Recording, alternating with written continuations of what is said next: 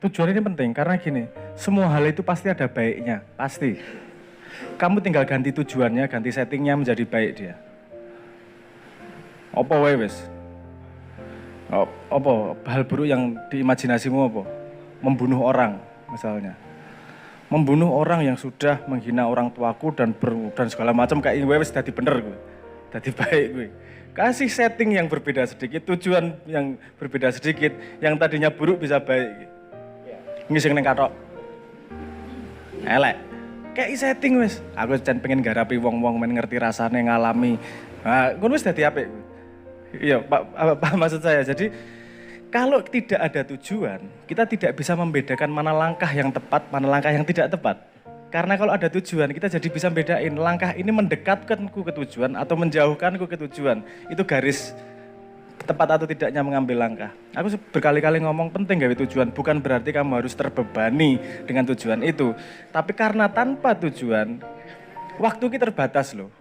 Waktu kita terbatas cuma 24 jam dan kamu setiap pilihan itu mengorbankan pilihan yang lain. Setiap pilihan itu mengorbankan pilihan yang lain.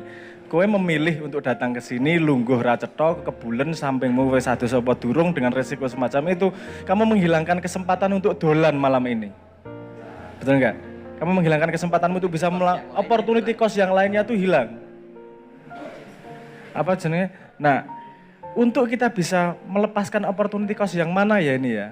Ini ngambil apa namanya? Pilihan yang mana yang diambil lebih tepat. Nah, itu kan penting yang namanya tujuan itu. Kalau nggak ada tujuan, isinya random. Dicari baiknya saja, itu baik, tapi tidak akan membawamu kemana-mana. Kalau hidupmu memang tidak punya tujuan, ya wis, siap-siap ning kono, tapi jangan pernah menuntut seumur hidupku aku ora tekan-tekan.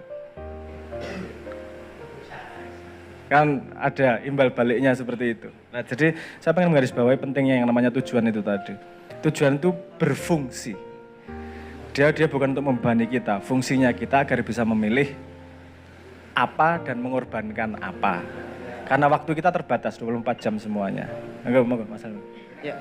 Kalau kita mengalami keadaan yang tidak enak, kita tentukan tujuan yang baru yang mungkin belum terumuskan, biar nggak gini, stagnan terus. Kamu jangan merasa bahwa tujuanmu tidak akan berubah di tengah jalan. Ya. Tetap terus tujuanmu juga berubah terus kok di tengah jalan kok. Karena semakin pengetahuan nambah, nanti kamu akan mereview ulang tujuanku ini pas ora yo. Apa namanya, semakin kejernihanmu terjadi, gue semakin delok iki pas ora ya untukku. Nah, kemudian di situ ono muncul lain parameter lain selain tujuan itu tadi untuk menentukan apa yang kita lakukan. Yaitu disebut sebagai leverage. Iki rodok kan yo. Rodok technical sedikit ya. Technical sedikit. Apa yang kita utamakan sih yang melakukan sesuatu itu? Mikirnya gini, kita melakukan sesuatu yang berguna untuk sebanyak mungkin bidang. Karena ketika tujuanmu berubah, yang kemarin investasi dalam melakukan atau belajar itu tidak akan hilang. Misalnya salah satunya gini, olahraga. Gue ngopo pentingnya? Dia punya leverage yang besar enggak? Karena apapun yang kamu lakukan, membutuhkan badan yang sehat. Nah, kenapa penting banget itu dilakukan? Kalau ada sebuah kegiatan, dia berguna di banyak tempat, itu adalah prioritas untuk dilakukan duluan. Kenapa? Karena kalau di tengah jalan nanti belok sedikit nih tujuannya, yang kemarin nggak hilang sama sekali nih investmentnya. Misalnya kamu belajar trading.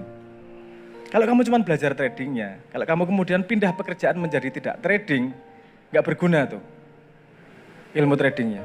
Tapi kalau kamu belajar psikologi dari trading, belajar matematika dari trading, belajar motif-motif, kenapa ada naik turun motif ekonominya dari trading, ketika kamu pindah kerja, yang kamu bawa bukan jual belinya, tapi kamu memahami matematikanya, psikologinya, memahami mekanisme ekonominya, dan seterusnya. Nah, ini bagian dari yang diberi Tuhan ini yang mau kamu ambil yang mana. Karena dalam satu kejadian, dalam satu kegiatan, dalam satu pilihan, sangat banyak yang bisa diambil. Milihnya yang mana, itu juga kamu dikasih prasmanan enak segitu banyak juga nggak mungkin dimakan semua tuh. Biasanya yang paling dikejar pertama itu yang paling enak. Walaupun kalau mikir dewasa sedikit jernih, yang paling sehat. Karena ada pilihan itu. Oke, saya kembalikan. Dalam hidup, Kamu hanya perlu jujur pada dirimu sendiri. Percaya pada apa yang kamu miliki, lalu berjalanlah sebagaimana tujuanmu mengarah. Meski memang hambatan akan selalu ada, berat rintangan, pahit, manis, dingin, bahkan meradang. Sebab kelak kamu akan jumpai pada proses itu, dan tidak ada yang bisa menolongmu saat kejatuhan menimpamu, kecuali dirimu sendiri, bangkit atau tenggelam. Itu kamu yang akan menjalani, bukan temanmu, sahabatmu, bukan ibumu, dan bukan pacarmu, tetapi kamu sendiri, dan apapun yang terjadi adalah keputusanmu tentang seberapa besar usaha dan keyakinanmu terhadap tujuan yang ingin kamu dapatkan. Sisanya Allah yang akan menentukan.